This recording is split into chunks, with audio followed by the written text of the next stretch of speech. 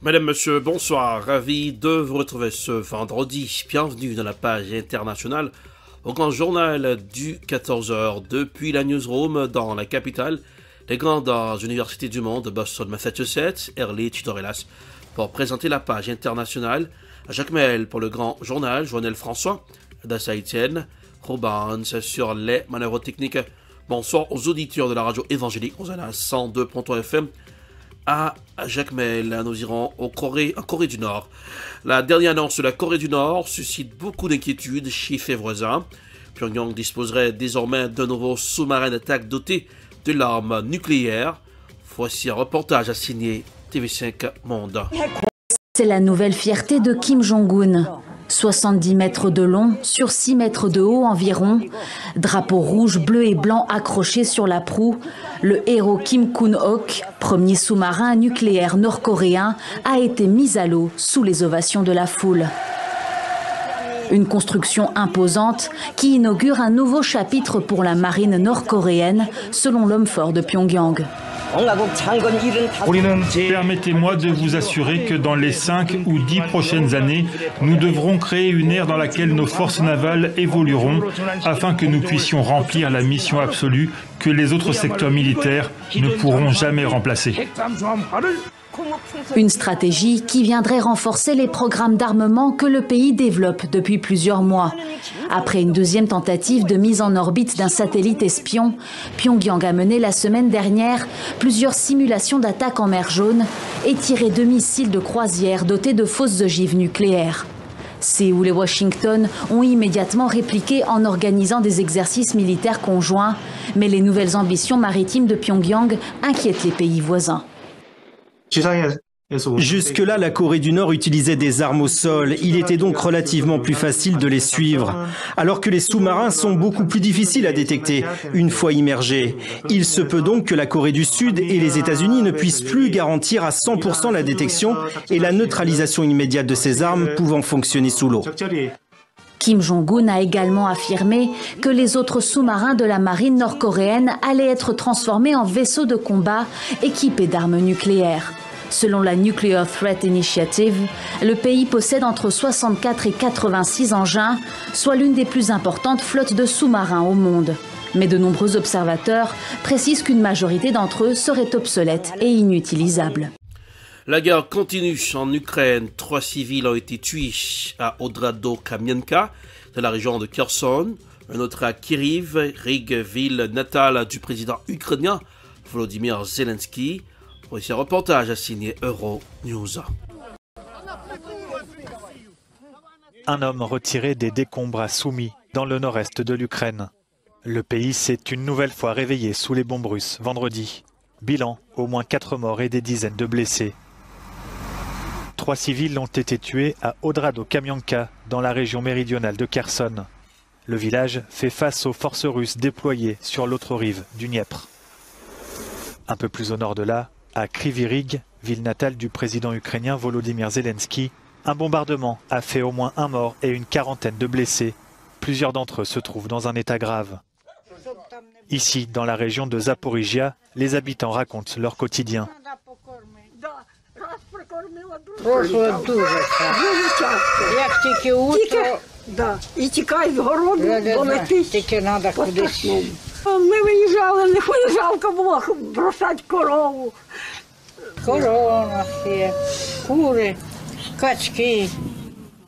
Dans de nombreux villages du secteur, il n'y a ni eau, ni électricité, ni gaz.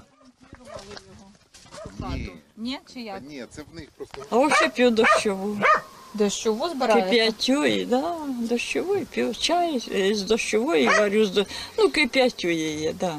А де ж її возьму? Хіба ж її навозиться ото? А привезли ж панельку заряджати, а в тій панельці отакий фонарь колись на фермах.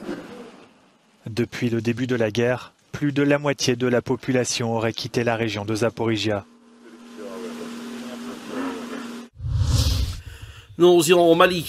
Attaque dans un camp militaire. L'attaque a été revendiquée par le groupe de soutien à l'islam et aux musulmans affilié à Al-Qaïda. Voici un reportage signé Africa News.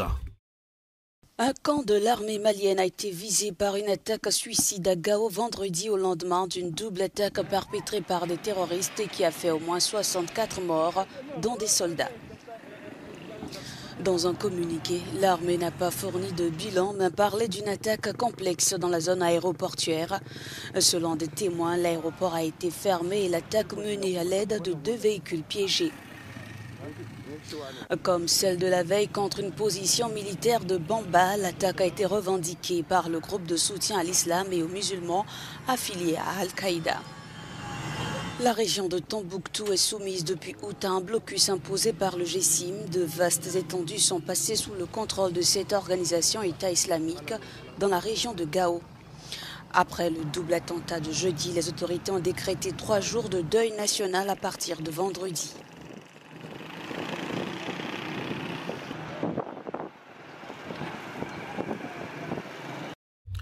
Nous irons à New Delhi, dans la capitale indienne. La capitale indienne de New Delhi renforce la sécurité avec plus de 100 000 personnes. À cet effet, effectue des préparatifs de dernière minute alors que les dirigeants arrivent ce week-end au sommet du G20. Voici un reportage signé CGTN News. Alors que les délégations internationales arrivent à New Delhi, c'est le moment pour l'Inde de présenter son patrimoine historique et culturel. La ville a subi une transformation avec des retouches de dernière minute pour accueillir les dirigeants du monde entier pour le sommet du G20 cette semaine. Les ouvriers sont en train de donner de l'éclat aux routes avec plus de 100 000 pots de fleurs et environ un demi-million de jeunes plants pour offrir à la ville un style nouveau. Nous nous y préparons depuis l'an dernier. C'est une opportunité pour toute ville d'améliorer les infrastructures et de s'embellir. Nous avons un bon département d'horticulture qui travaille jour et nuit. Dans le cadre de ces opérations de décoration, 24 fontaines ont été installées. Des arrangements spécifiques ont été effectués pour l'approvisionnement continu en eau de ces fontaines. Et pour embellir les ronds-points, de nouvelles sculptures réalisées par des artistes ont été installées avant le sommet. Les artistes ont créé de splendides lions et chevaux et d'autres œuvres. Ces sortes de sculptures sont les valeurs fortes du pays. Et pour garantir que tout se déroule sans encombre, un centre de commandement et de contrôle fera office de troisième œil durant le sommet. La zone contrôlée sera surveillée avec l'aide de plus de 400 caméras. Des exercices de simulation et une formation rigoureuse du personnel de sécurité sont organisés dans le cadre des préparatifs concernant les imprévus. Des restrictions à la circulation seront imposées dans la partie centrale de la ville, qui est désignée comme étant la zone contrôlée numéro 1. Dans la zone contrôlée, nous mettrons en œuvre un plan de gestion du trafic par classe. Et dans cette zone, les petits véhicules commerciaux ou les camions lourds ne seront pas autorisés. Et avec la ville tout embellie, ce seront l'artisanat culturel et la gastronomie qui devront désormais divertir les dirigeants mondiaux. Réunion du Conseil de sécurité sur le maintien de la paix, de la sécurité en Ukraine. Ça a été tenu ce matin, vendredi 8 septembre 2023. Ce Conseil de sécurité de l'ONU consacré au référendum de septembre 2022. Dans la République populaire de Donetsk et de Lugansk, les régions de Kherson et Zaporijie sur leur attachement à la Russie.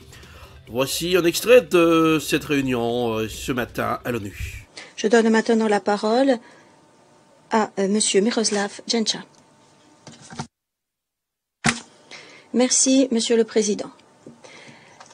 L'invasion à grande échelle de l'Ukraine par la Russie, lancée en violation de la Charte des Nations Unies et du droit international, continue d'infliger d'indicibles souffrances sur les Ukrainiens compte tenu des attaques quotidiennes de plus en plus intenses perpétrées contre les civils et infrastructures civiles.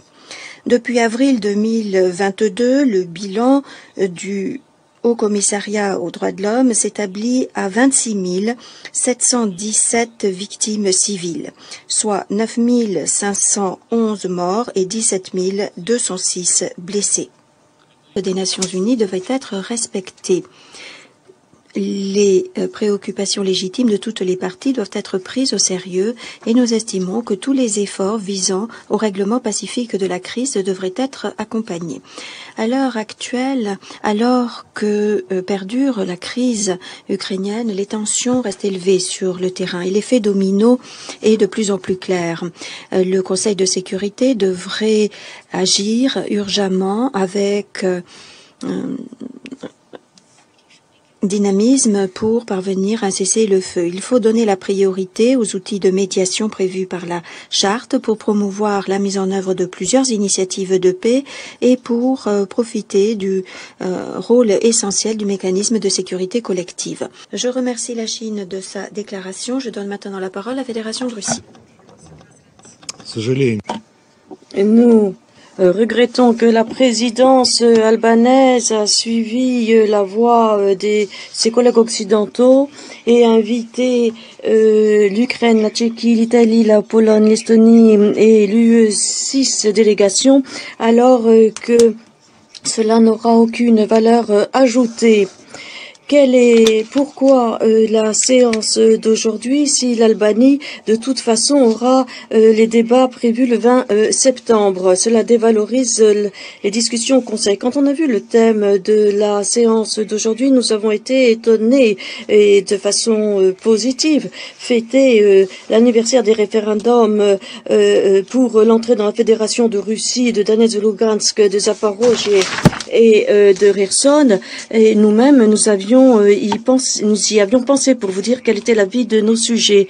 Mais l'Albanie et les États-Unis, semble-t-il, ont confondu référendum et élections, les élections parlementaires actuelles, et les ont utilisées pour une attaque supplémentaire contre notre pays. Les pays occidentaux qui sont les défenseurs des valeurs démocratiques devraient connaître la différence entre des élections et un référendum. C'est la fin de la page internationale pour aujourd'hui. Merci de l'avoir suivi. La production est signée Edprod, réalisation télé Edprod pour le compte de la radio évangélique Hosanna 102.3 FM à Jacmel. Pour présenter la page internationale, Erlich Dorelas depuis Boston, la capitale des grandes universités du monde. Couleur du temps pour ce aujourd'hui à Boston, c'est vendredi, il fait chaud, 86 degrés Fahrenheit, ça donne 29 degrés Celsius. Jacmel, 90 degrés Fahrenheit, 31 degrés Celsius. Bonsoir Joannel, bonsoir Adassa Etienne, bonsoir Ruban, bonsoir aux auditeurs de la radio évangélique Hosanna 102.3 FM à Jacmel. Passez un excellent vendredi. Bonsoir, à lundi. C'était la page internationale avec Erlich Dorelas.